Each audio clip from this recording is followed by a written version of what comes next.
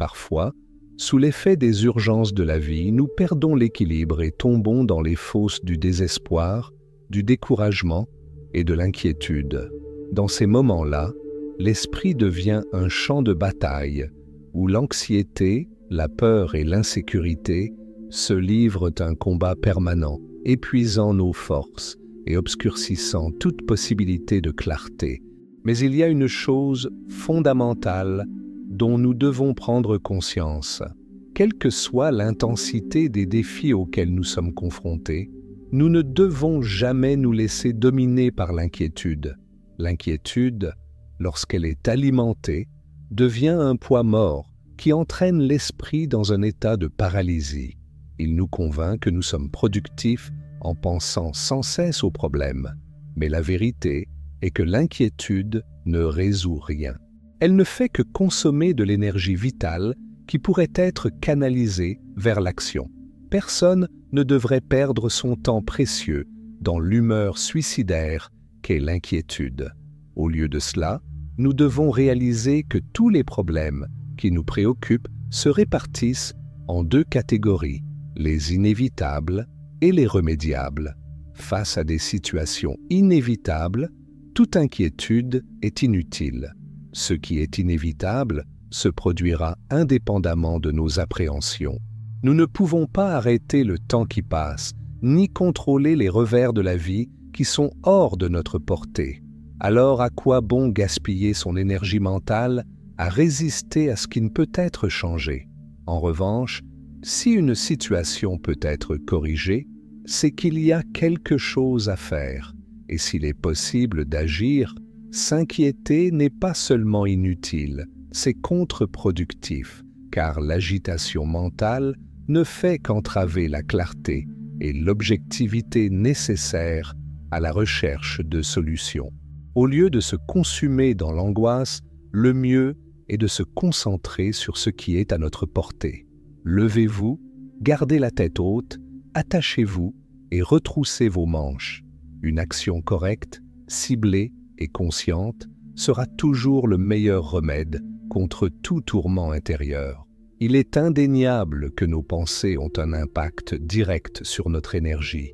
Chaque pensée qui naît et se dissipe dans l'esprit consomme une partie de notre force vitale. Lorsque nous nous laissons emporter par des soucis constants, nous finissons par gaspiller cette énergie dans des directions improductives. C'est comme un bateau qui prend l'eau. Nous avons beau essayer d'avancer, nous continuons à perdre de la vitesse et à nous enfoncer de plus en plus. Nous nous inquiétons de l'avenir, de ce qui pourrait mal tourner, de ce qui n'est même pas encore arrivé. Et à la fin, nous nous sentons épuisés sans avoir fait un seul pas réel vers une solution. L'inquiétude est une forme subtile d'auto-sabotage. En se fixant sur les problèmes, l'esprit bloque les possibilités de trouver des solutions. C'est comme un brouillard épais qui empêche de voir clairement le chemin à suivre. Mais ce brouillard n'est pas réel, il est généré en interne par la manière dont nous traitons nos propres pensées. Le grand défi n'est donc pas simplement d'éliminer les soucis, mais d'apprendre à ne pas les laisser nous consumer. Cela nécessite un effort conscient pour réorienter notre énergie vers des actions concrètes, plutôt que de la laisser se dissiper en une angoisse improductive. De nombreuses philosophies et traditions spirituelles enseignent l'importance de cultiver un état d'esprit serein face à l'adversité. Le stoïcisme, par exemple, nous rappelle de faire la différence entre ce qui est sous notre contrôle et ce qui ne l'est pas. Ce qui ne peut être changé doit être accepté calmement, tandis que ce qui peut être transformé doit être affronté avec détermination. Cependant, l'esprit humain résiste à cette simple logique. Il a une tendance naturelle à s'accrocher à l'inquiétude, comme si elle nous protégeait du pire. Mais cette protection est illusoire. Au lieu de nous renforcer, l'inquiétude nous affaiblit. La première étape pour vaincre l'inquiétude est donc de reconnaître sa futilité. Réalisez que, loin d'être un allié, elle est l'un des plus grands obstacles au bien-être et à la productivité. Au lieu de laisser les pensées anxieuses dicter le rythme de notre vie, nous devons prendre le contrôle et diriger notre attention là où c'est vraiment important. Ce faisant, nous transformons notre énergie perdue en action concrète et c'est ce changement d'attitude qui fait vraiment la différence. Ne perdons pas notre temps et notre énergie à nous inquiéter. La vie est trop courte pour se laisser consumer par des soucis qui, le plus souvent, n'ont pas de fondement réel. Lorsque nous laissons notre esprit se perdre dans un tourbillon d'incertitude et d'angoisse, nous nous vidons de nos forces et empêchons notre énergie d'être canalisée vers ce qui compte vraiment. L'inquiétude est un cercle vicieux. Plus nous nous inquiétons, plus nous alimentons cette énergie destructrice, et plus elle devient forte, plus il est difficile de s'en sortir. Mais la vérité est simple et indéniable. Cette vitalité gaspillée, si elle était redirigée vers des actions concrètes, pourrait éliminer tous les soucis avant même qu'ils ne prennent racine dans notre esprit. C'est presque évident. Et pourtant, nous continuons à nous inquiéter. Comme si l'inquiétude était un réflexe naturel, une réponse automatique à toute incertitude. Même lorsque nous savons rationnellement que l'inquiétude n'a pas de raison d'être, nous y cédons et la laissons nous consumer. L'inévitable question qui se pose alors est la suivante. Existe-t-il un véritable remède à cette tragédie mentale? Oui, il y en a un, mais il ne s'agit pas d'un tour de magie ou d'une formule complexe. Le seul remède efficace à l'inquiétude est simple. Il faut cesser de s'inquiéter. Ce conseil semble évident, mais la grande question est de savoir comment le mettre en pratique. Après tout, si c'était si simple, personne ne s'inquiéterait plus. Le Vedanta, l'une des grandes philosophies indiennes, propose une solution, un exercice quotidien qui, s'il est pratiqué avec discipline, peut transformer complètement notre relation avec les soucis. Cet exercice est à la fois simple et profond.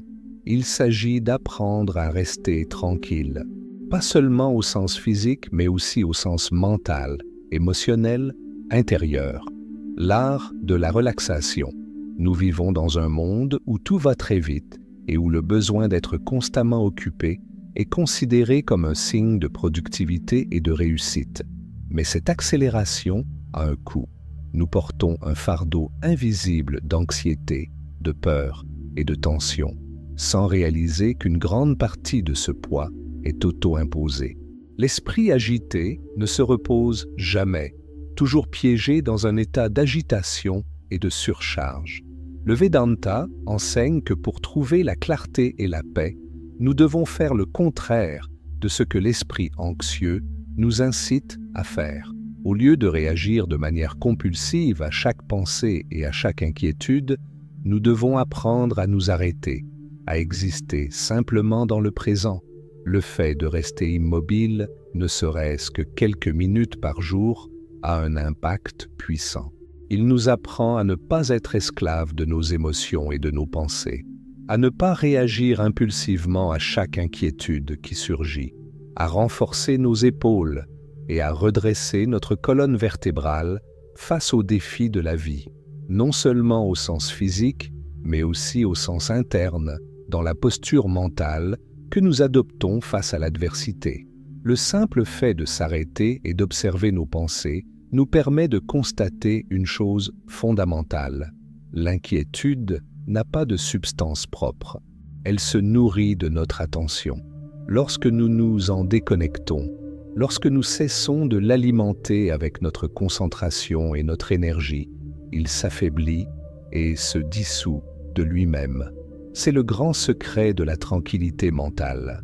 Il n'est pas nécessaire de lutter contre les soucis ou d'essayer de les supprimer par la force. Il suffit d'apprendre à les observer sans s'y impliquer. L'exercice est donc clair. Se taire, au moins 10 minutes par jour. Accordez-vous un moment de détente totale.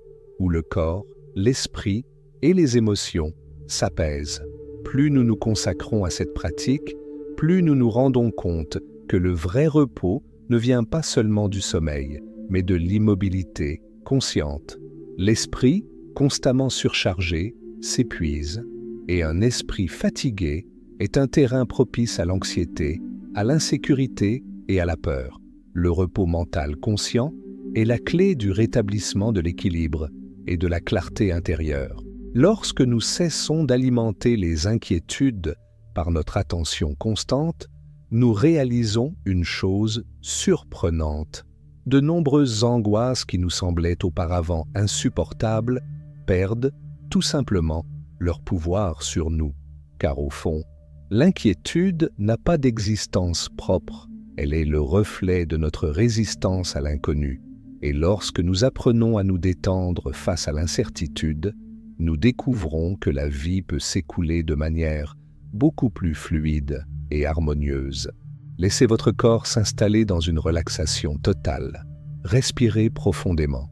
Laissez chaque muscle, chaque nerf, chaque tension accumulée commencer à se dissoudre. Nous devons apprendre à nous reposer réellement, pas seulement physiquement, mais aussi mentalement. Nous devons nous libérer de tous nos soucis, de toutes nos peurs et de toutes nos angoisses. Lâcher les soucis qui nous tourmentent, se vider de ce poids invisible que nous portons sans nous en rendre compte. Car c'est précisément ce poids qui nous écrase, nous étouffe et nous empêche de voir la réalité en face. Mais il existe un moyen de sortir de ce cycle de souffrance. Le secret réside dans la simplicité, dans le simple fait d'être.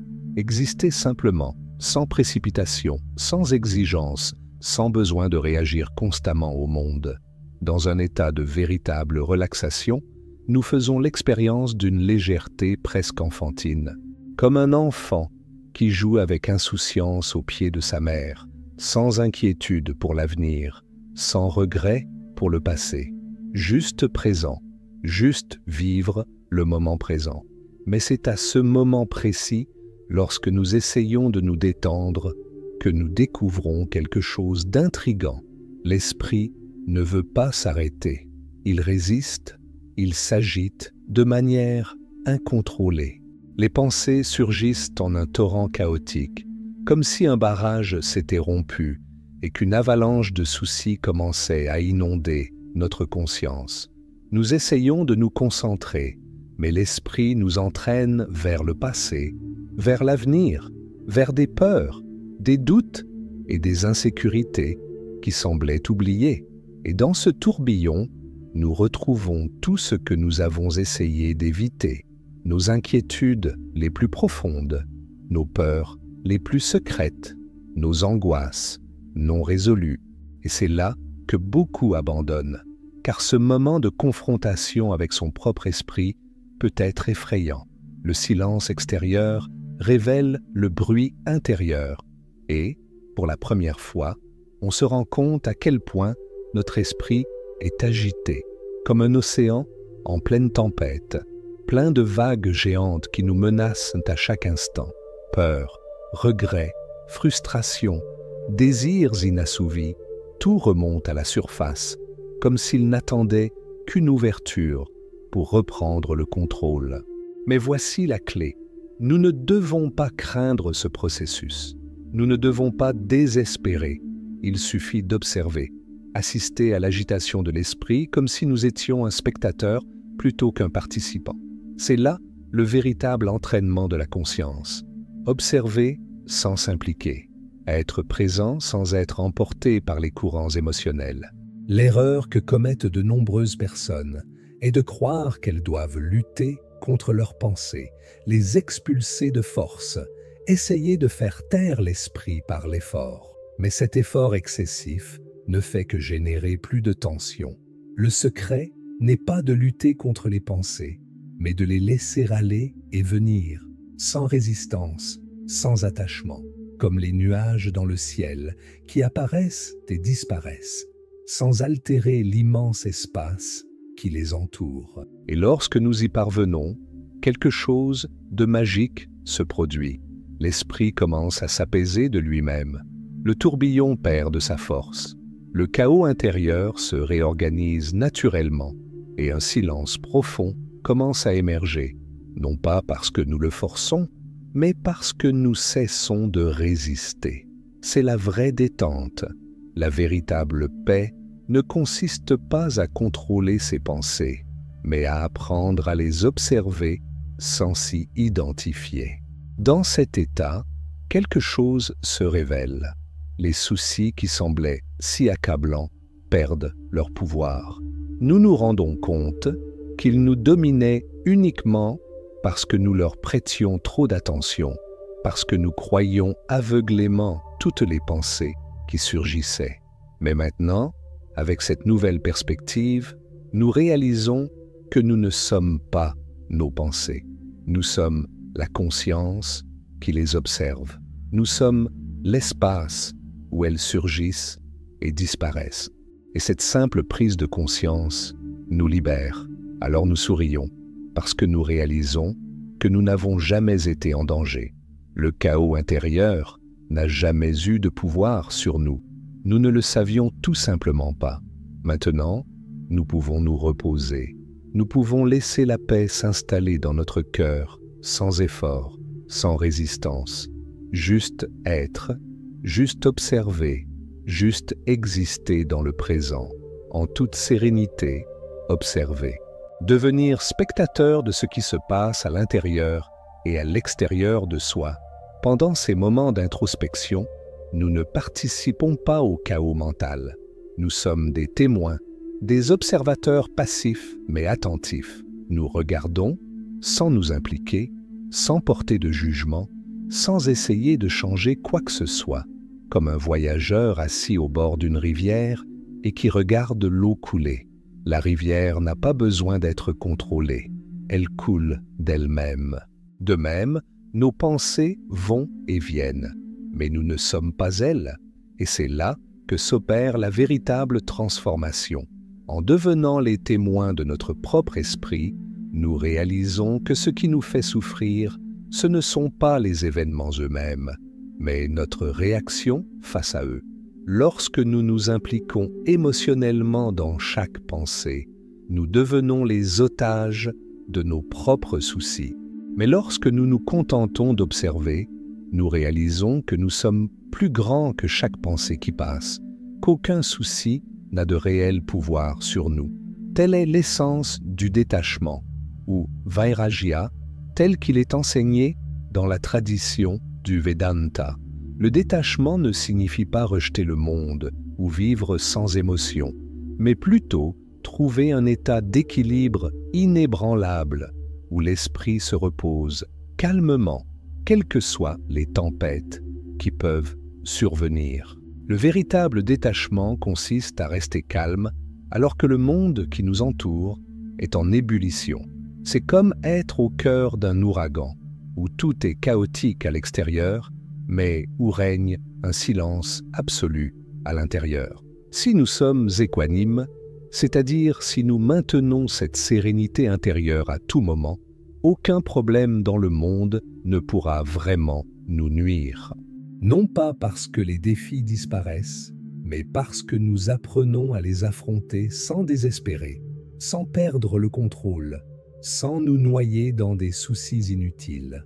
Les difficultés vont et viennent, mais ceux qui cultivent le calme intérieur restent fermes, inébranlables, conscients du pouvoir qu'ils ont sur leur propre esprit.